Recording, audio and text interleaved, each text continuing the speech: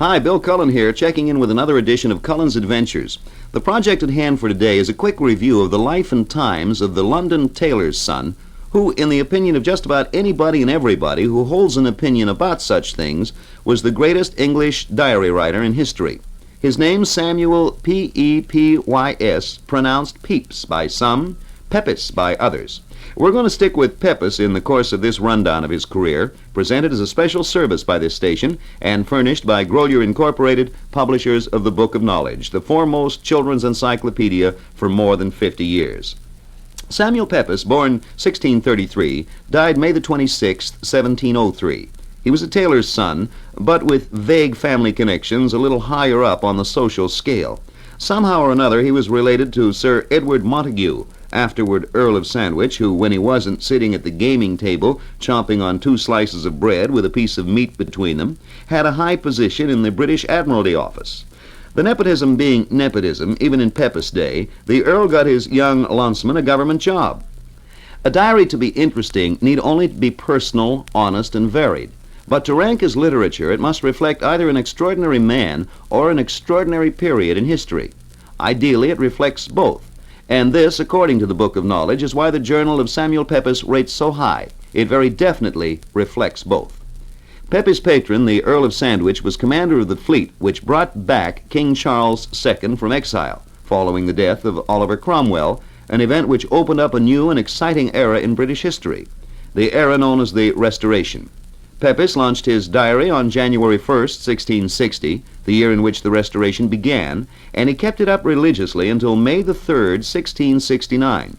For a total of 9 years and 5 months, the government clerk wrote in secret shorthand exactly what he had been seeing and doing day by day. And since he never intended to make the diary public, the result is complete frankness. Ambitions, vanities, faults, vices are all there, set down with a special humor hard to match in English literature. Pepys' diary presents a valuable picture of his very colorful times and sketches an intimate portrait of Pepys as well, given in day-by-day detail the story of his own rising prosperity and success. He stopped writing his diary when he was still a young man, only 36, but another diarist of the period summed up his career at the end.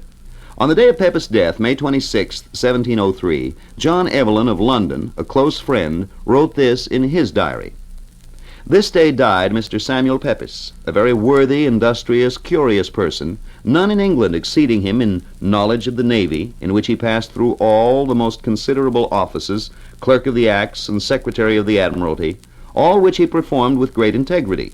He was universally beloved, hospitable, generous, learned in many things, a very great cherisher of learned men of whom he had the conversation.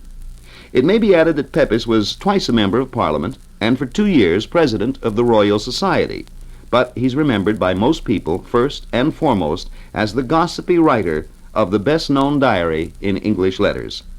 Well, once again, our time is up. Before we sign off, here's an invitation to those of you with youngsters still in school. We put together a booklet containing some more interesting facts and figures, which I'm sure you'll enjoy reading. If you'd like to receive a copy to pass on to the kids, let us hear from you. It's free.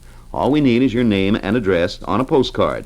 Mail the card to Cullen's Adventures, Box 3400, Grand Central Station, New York City, and we'll send the booklet right out to you.